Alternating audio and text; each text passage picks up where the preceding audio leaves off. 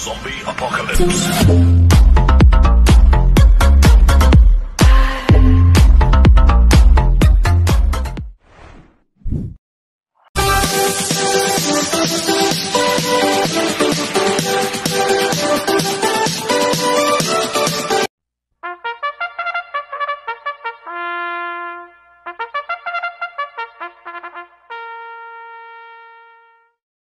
Magandang araw po mga bayang karerista.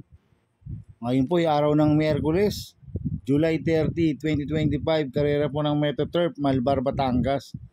Meron po tayong 7 karera sa araw na ito. Nandito naman po yung lingkod, Rankin Master Wangbu aka Eloato Budoy, para magbigay ng giya at analysis sa inyo mga bayang karerista. Mga bayang karerista, start po ng karera natin ay 5 PM.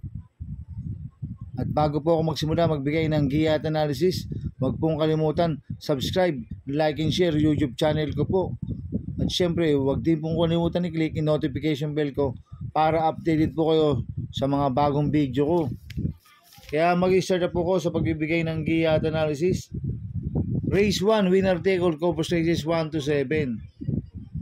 May siyam na kabayong tatakbo. 3-year-old and above maiden race placer sa distance 1,400 meters. First choice ko po dito, numero 2, Petit Pussy. Nagagabayan po J.A. Pastoral. Itong si Petit Pussy, sanay na po sa mabibigat na laban to. Lumaban po ito kula Morally last run. Pulelat siya pero nasa harapan po siya. Kila Anytime Anywhere, Calculus, Morally, Petit Pussy, quarter peso umalis yan. Pero 1.27 po tinapos yan sa 1,400 meters noong July 20 kila Morally. At nag-barrel trial po yan noong July 4. Segundo kay Bid for Fame. Nagtala ng 1.14.4 si Petit Pussy. Isang imported horse. May bilis na kabayo. Kaya sa akin, malaki po panalo sa akin ito. Kaya siya po first choice ko. Second choice ko po, numero 7, Madre Taberna. Nagagabayan po ni Pabs Caballeo. Ito si Madre Taberna, na-scratch po yan eh. Noong July 18 kila Briglet over.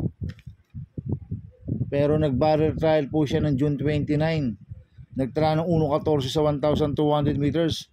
Ang kwartos po niya, 23 media, 27 media, 1.14 po ang preba ni Madre Taberna sa 1,200 meters. Kaya may panalo rin po sa akin to. Kaya po second choice ko. Maglalagay po ko ng third choice sa pandiyado, numero 1, Royal Salute. Nagagabayan po ni RC Baldonido. Last run po nito, noong July 18, Tarsero ko la Briglep over. Nagtala ng 1.27.8 sa 1,400 meters. Kaya siya po yung third choice ko na pandiyado. Kaya ang first choice ko po, numero 2, Petit Pussy. Second choice, numero 7, Madre Taberna. Third choice sa pandiyado, numero 1, Royal Salute. Sa race 2 po tayo, pick 6 Copos races 2 to 7. May 6 na kabayong tatakbo. Rating base system class 5, 6 to 10 split. Distance 1,200 meters. Dito sa race 2, may nakikita akong mabibilis na pwedeng maglutsaan. Sila Aliana, Justifiable, Caraga Wonder. Kaya akong first choice ko po dito, numero 6, Hot Legs. Nagagabayan po JT Sarate. Last run po nito noong July 19. Segundo kay Sneaky Eyes. Nagtala ng 1.28.6 sa 1,400 meters. Maganda post position niya, nasa labas.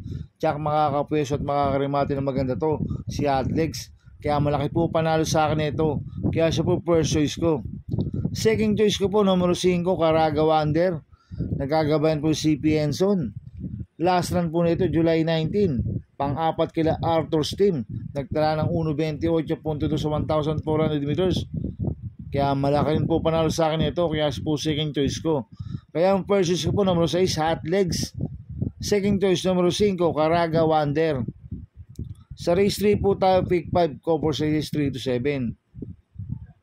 May 7 kabayong tatakbo. 3-year-old Group 6 non-placer sa distance 1,400 meters. First choice ko po dito, numero 2, Beyond Compare. Nagagabayan po John Paul Guse. Ito, last run po ito, July 19. Pang-anim kila Kang Kalukwin. Nagtala ng 1.29 sa 1,400 meters. Pero noong June 20, Tarsero ko la rumor dyan, nagtala ng 1.26.8 sa 1,400 meters. Tingin ko, solo Irie po to, si Bian Conpair. Kaya sa akin, malaki po panalo sa akin ito. Kaya siya po first choice ko. Second choice ko po, numero 4, Supreme Dynasty. Nagagabayan po dyan Alvin Guse. Last run po nito, July 16. Pang-apat po siya kay Lada King's Charm. Ngayon, cambio inete, binigay kay Jan Alvin Guse. Last run, John Paul Guse po sumakay dito. Kaya may panalo po sa akin to, kaya po second choice ko. Kaya ang first choice ko po, numero 2, Bian Conpair. Second choice, numero 4, Supreme Dynasty. Sa race 4 po tayo, pick 4 cover sa race 4 to 7. May 8 kabayong tatakbo, rating base system class 5.5 non-placer, distance 1,200 meters. First choice ko po dito, numero 5, 7 of Diamonds. Nagagabayan po ni King Flores. To, bagong baba po to. Galing po sa placer to, si 7 of Diamonds. Talagang mababa na po sa laban to. Last run po nito, July 20. Pang-anim po siya, kilometer strength. Nagtala ng 1.30 medya sa 1,400 meters. Pero meron 1.15 medya po yan. Si 7 of Diamonds sa 1,200 meters. Kaya malaki po panalo sa akin ito. Kaya siya po first choice ko. Second choice ko po, numero 4, Double Strike. Nagagabayan po si LR Bingula. Ito, bumaba rin po ng grupo to. Galing din po sa placer to. Si Double Strike. Last run po nito, July 25. Tumakbo ko lang winning shot to. Itong si Double Strike, ang best time nito sa 1,200 meters, 1.14.8 sa 1,200 meters, ang best time Double Strike. Kaya malaki rin po panalo sa akin ito. Kaya siya po second choice ko. Kaya ang first choice ko po, numero 5, 7 of Diamonds. Second choice, numero 4, Double Strike. Sa race 5 po tayo. May 8 kabayong tatakbo. Rating base team class 5, 6 to 10 split. Distance 1,200 meters. First choice ko po dito, numero 7, West of the East.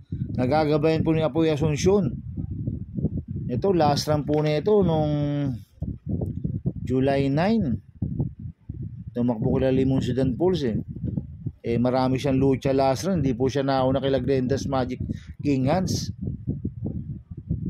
Ngayon, tingin ko, solo Irie po ito ngayon. Ang compound distansya, 1,200 meters. Meron 1.15 medya po sa 112, si West of the East. Kaya pag napabayaan po nila sa harapan to, pwedeng makatapos ang karera. Kaya malaki po panalo sa akin ito. Kaya siya po first choice ko.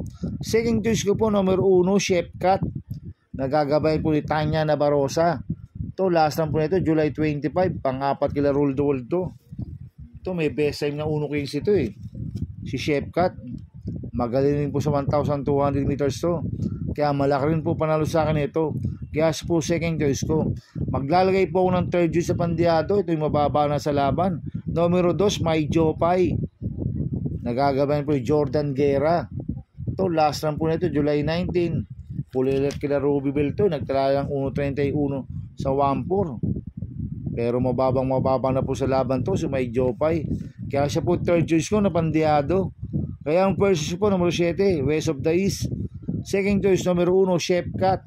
Third choice sa Pandiado, numero 2, May Jopay. Sa race 6 po tayo sa penultimate race. May 8 kabayong tatakbo. Rating base team class 5-5 split placer. Distance 1,200 meters. First choice ko po dito, numero 5, Anyare. Nagagabay po ni Danny Boy Camanyero.